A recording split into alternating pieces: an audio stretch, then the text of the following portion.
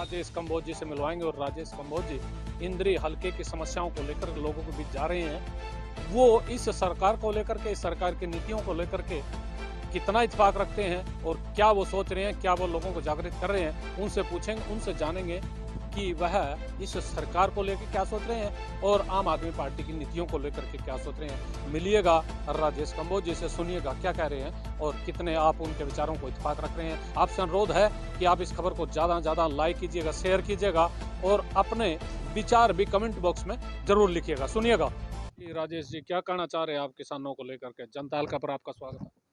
नमस्कार निर्मल जी।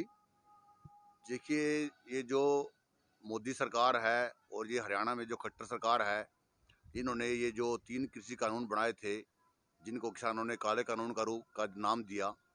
पहले तो 1 साल से हमारे किसान भाई जो बॉर्डर पर डटे हुए थे, उन्होंने इतनी परेशानियाँ झेली वहाँ पर। हमारे 700 के लोग किसान वहाँ पर शहीद भी हो गए हैं।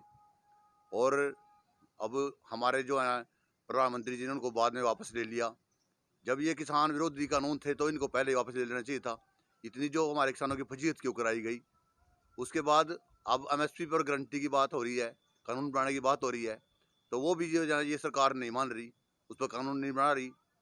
और जो जो सरकार है, ये मोदी सरकार है, खट्टर सरकार है, इनका किसान विरोधी से चेहरा जो है वो सामने आ चुका है। क्योंकि जो पहले हमारे जो किसान भाई जो है ना, धान की जब उन्होंने मंडियों में लेकर गए सरकारी खरीद के लिए, उन्होंने संघर्ष किया, जीटी रोड जाम भी किया, तब जा कर के उन्होंने 1 हफ्ते बाद जो है धान की खरीद शुरू की मंडियों में। उसके बाद हमारे किसान भाइयों को जब ये हमारी गेहूं की बिजाई का समय आया, तो उस समय हमारे किसान भाइयों को डीएपी नहीं मिला। तो हमारे किसान भाइयों को जो है ना कुछ काफ़ी व्यक्तियों को तो जो है ना बिना डीएपी के सुपर वगैरह डाल के ही बिजाई करनी पड़ी। तो उससे तो उत्पादन में फ़र्क पड़ेगा, उत्पादन पे।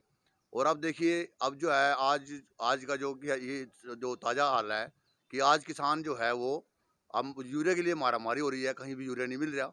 अगर किसी के पास स्टॉक पड़ा भी है तो वो अपने मन मर्जी से जो है ना उसको जो है ना उसके साथ जो खरपतवार नाशक वगैरह लगा करके या सल्फर वगैरह लगा करके उसको जो है बाध्य कर रहा है किसान को कि डीएपी में भी कह रहे ऐसे दिया गया था लगा करके। हाँ, वैसे डीएपी में भी बाध्य किया गया किसान को। और जो है ना देखिए, मैं आपको दिखा रहा हूँ, ये एक दवाई है। देखिए, ये जो है ना इफको कंपनी की, इसका नाम है सागरी का। ये मैंने खुद ही, मेरे को जो है ना जब मैं कोऑपरेटिव सोसाइटी में अपना यूरिया लेने के लिए गया, तो मेरे को उन्होंने बोला कि आप यूरिया की बजाय जो है ना तरल यूरिया लो और साथ में ये दवाई डाल लो, इसके जो है ना इससे आपको अच्छा रिजल्ट मिलेगा। तो जब मैंने इसको दवाई को डॉक्टर को दिखाया, एग्रीकल्चर वाले को, तो उस डॉक्टर ने कहा कि ये तो सर दवाई जो है ना कुछ काम की नहीं है, किसी काम की। इसकी तो मात्र जो है ना कॉस्ट जो है ना इसके ऊपर लागत मूल्य है मात्र 20 रुपये आता है, और ये 240 रुपये से आपसे ठग लिए गए। तो मैंने इसकी पूरी जब पड़ताल की, तो ये बात सामने आई कि जो ये बड़े बड़े सत्तासीन लोग हैं, जो जो जिले के अंदर डीडीए बैठे हैं, इनकी बस एक चीज और पूछना चाहेंगे, डीडीए वाली बात तो बताना आप बाद में, कि ये जो आपने कहा हम सोसाइटी में गए थे, सोसाइटियों में क्या बाध्य करते हैं किसान को दवाई लेने के लिए? यदि कोई यूरिया खाद के साथ दवाई नहीं लेता उनको नहीं देते हैं क्या यूरिया खाद? नहीं सर, बाध्य की बात नहीं है वो। देखो, जो किसान जब सोसाइटी में जाता है तो उसका एक विश्वास बना हुआ है सोसाइटी से, कि वो सोचते हैं अभी जो सोसाइटी में चीज़ें आएंगी वो सरकार ही भेज रही है, तो वो हमारे हित के लिए होंगी।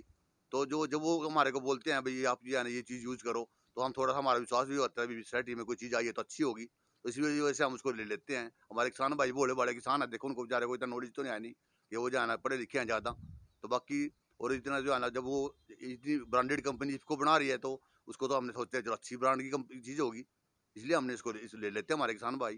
तो क्या आप लोग क्या मांग करेंगे आगे, क्या कदम उठाएंगे इस मामले को लेकर?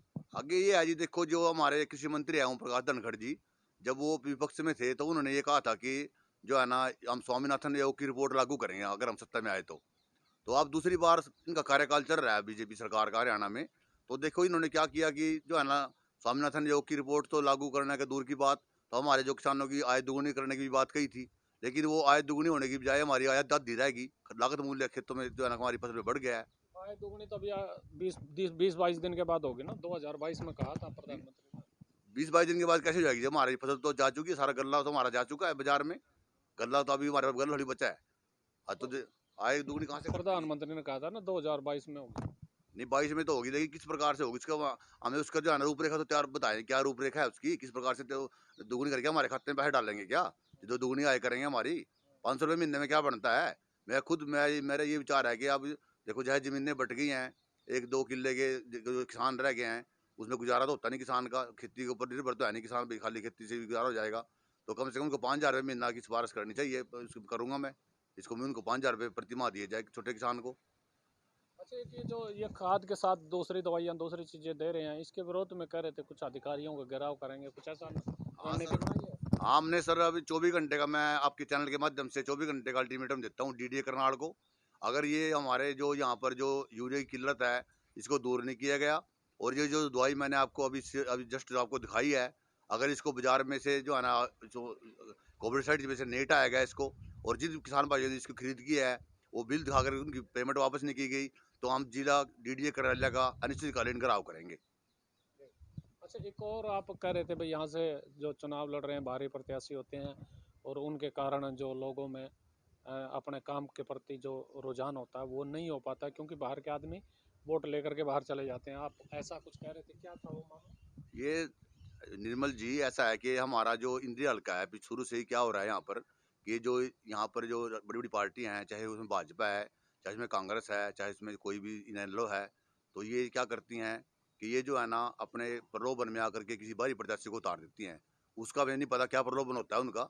बाकी उस प्रलोभन में आकर के ये बाहरी प्रत्याशी उसमें हमारे पीछे यहाँ से प्रसन्न देवी भी यहाँ ले रही, उसके बाद यहाँ पर देशराज जी कम्बोज आए, उसके बाद यहाँ पर जो है ना ये अपने राम कुमार जी कश्यप और ये जो अपना करण देव जी कम्बोज, ये राकेश कम्बोज, ये यहाँ पर बाहरी प्रत्याशी यहाँ पर आते हैं और यहाँ से जो हमारी यहाँ की जनता है हल्का इंद्री की बोली बारी जनता की वोट लेके चले जाते हैं और फिर बाद में उनकी सुध नहीं लेते, क्योंकि ये तो यहाँ इनको तो यहाँ कोई जनता से जुड़ाव तो इनको है नहीं ना, कोई इनको कुछ जानता है इनको किसी तरह से, ये कि पार्टी की लहर में बन जाते हैं किसी प्रकार से। बाकी बाद में जो है ना ये अपना जो है ना अपने हल्के के लोगों को ही काम करते हैं या अपने मोटा पैसे कमाते हैं और यहाँ से जो है ना अपना धन इकट्ठा करके चले जाते हैं। उल्टा हमारी जो जनता है यहाँ की बोली बाड़ी उनसे पैसे ले लेते हैं इलेक्शन में, तो अपना कोई पैसा नहीं खर्च करते ये। तो मेरा तो आपके चैनल के माध्यम से मैं यही कहना चाहता हूँ अपनी जनता को, हल्के की जनता को, कि आपने कोई भी इलेक्शन में जो बाहरी प्रत्याशी है उसको आपने जो है ना उसको आपने जो है ना स्वीकार नहीं करना। अगर आपने कोई चुनना भी है अपने यहाँ से प्रत्याशी, तो अपने हल्के का निवासी होना चाहिए, उसको भी चुने आप। कोई रणनीति इस बारे में बनाई या कुछ हल्के के लोगों ने कुछ चल रहा है, उनको प्रेरित कर रहे हैं, जागृत कर रहे हैं? हाँ हाँ निर्मल जी, मैं गांव दर गांव जा रहा हूँ और मैं लोगों को जो है ना अपना जो है ना अपने विचार रख रहा हूँ और यही कह रहा हूँ कि लोगों को जो है ना विचार रखता हूँ इस साथियों, जो ये बाहरी प्रत्याशी हैं इनकी बगाव में नहीं आना, क्योंकि ये बरसाती मंडे की तरह आते हैं और वोट लेके चले जाते हैं और बाद में हमारे सुध नहीं लेते, और हमने पीछे हमने आजमा भी लिया इसको। तो आगे जो है ना हमने जो हमारे युवा साथी हैं, मैंने कहा है कि हमारे देखो युवा साथी काफ़ी बेरोजगार घूम रहे हैं, कोई किसी तरह का रोजगार नहीं मिल रहा है, ऊपर से जो है ना ये निजीकरण कर दिया सारे विभागों का, तो उसमें जो है ना इससे बेरोजगारी बढ़ गई है बहुत ज़्यादा। तो प्रधानमंत्री जी हैं हमारे, उनको मैं निवेदन करता हूँ कि इस तरफ जो ध्यान दें। और जो हमारे यहाँ से ये राम कुमार जी कश्यप हैं, ये भी बाहरी प्रत्याशी हैं। आज मैं हल्के में घूम रहा हूँ तो लोग यही कह रहे हैं कि जो है ना हमारा कोई काम नहीं हो रहा, किसी प्रकार का कोई विकास नहीं हो रहा है, किसी प्रकार की सुध नहीं ले रहा है कोई। तो ये मैं ये कहना चाहता हूँ कि आप जो है ना मेरी सब हल्का वासियों से नम्र निवेदन है हाथ जोड़कर कि साथियों, अगर आपने हल्के का विकास कराना है अपने जो है ना, तो आप अपने जो यहाँ के स्थानीय निवासी हैं, कोई भी अपना साथी है जो अपने आपके बीच में सुख में दुख में आपके आता है, आपके साथ में जो है ना कंधे से कंधा मिला के चलता है, तो आप उसका साथ दें, इन बारे प्रयासों के चक्कर में ना आए। अच्छा, क्या ये चुनाव में मुद्दा होगा इस बार? हाँ जी, ये बिल्कुल मुद्दा रहेगा, इसका तो जो है ना ये हमारा यही मुद्दा रहेगा। देखो मैं आम आदमी पार्टी से संबंध रखता हूँ और माननीय मुख्यमंत्री दिल्ली श्री केजरीवाल जी के जो है ना उनका मैं संदेश लेकर गांव दर गांव जा रहा हूँ। और जैसा आपको पता ही है कि हमारी दिल्ली में सरकार है पिछले 2 प्लान से, वहाँ पर जो है ना देखिए वहाँ पर जो बिजली है 250 यूनिट तक बिजली फ्री है, उसके बाद जो है वहाँ पर पानी फ्री है और वहाँ पर मोहल्ला क्लिनिक खोल दिए हैं और उसमें जो है ना फ्री टेस्ट होते हैं, फ्री दवाई मिलती है और वहाँ पर जो वहाँ की महिलाएँ हैं वो बसों में फ्री हैं। और जो वहाँ पर अपना जो वहाँ पर देखो हमारे बुजुर्ग आदमी हैं, उनको कई बार की कई बुजुर्गों को बेचारों को कोई मौका नहीं मिलता कि तीर्थ यात्रा कर लें। हमारे माननीय मुख्यमंत्री जी ने ये पुण्य कार्य किया है कि वो तीर्थ यात्रा उनको करा रहे हैं फ्री में, जो उनको उनको जो है उनका उनका उनका जो है ना आशीर्वाद ले रहे हैं। और अभी पंजाब में एक नई घोषणा की है हमारी पार्टी ने कि जो वहाँ पर 18 वर्ष से ऊपर की महिलाएं हैं उनको 1,000 रुपये प्रतिमाह पेंशन देने की बात कही है। तो ये देखिए इसकी जागृति आई है, इससे अभी पंजाब में भी चुनाव है, उत्तर प्रदेश में भी चुनाव है, उत्तराखंड में भी चुनाव है। अब इसका देखिए अब हमारी कुछ हरियाणा में तो अभी दूर है ना चुनाव। असर हरियाणा में दूर है, लेकिन जागृत तो अभी से करना पड़ेगा ना लोगों को। अगर हम अभी भी जागृत करेंगे तभी तो लोग जागृत होंगे। अगर हम जो एट ए टाइम लोग जागृत करेंगे तो लोगों को कैसे पता लगेगा कि इनकी जो है ना जो जो हमारी जो जो घोषणाएं हम क्या जो वायदे इन्होंने किए थे सत्ता में रहने वाले लोगों ने, क्या वो पूरे हो गए? पहले सबसे पहला तो प्रधानमंत्री जी ने झूठ बोला था कि मैं आते ही जो है ना किसानों के कर्जे माफ कर दूंगा। क्या कर्जा माफ हुआ? आप देखिए। उसके बाद ही धनखड़ जी ने कहा था कि मैं स्वामीनाथन आयोग की रिपोर्ट लागू कर देंगे। क्या स्वामीनाथन उसकी रिपोर्ट लागू हुई? ये जो इनकी बातें हैं, जो अब देखिए, अब जो दावे तो बड़े बड़े कर रहे हैं, स्वामीनाथन आयोग की रिपोर्ट लागू होगी। अभी आप भी यही हो, मैं भी हूँ, देखेंगे जब लागू होगी तो हम जो अगर लागू करते हैं तो स्वागत है इनका, अच्छी बात है, मैं भी स्वागत करूंगा।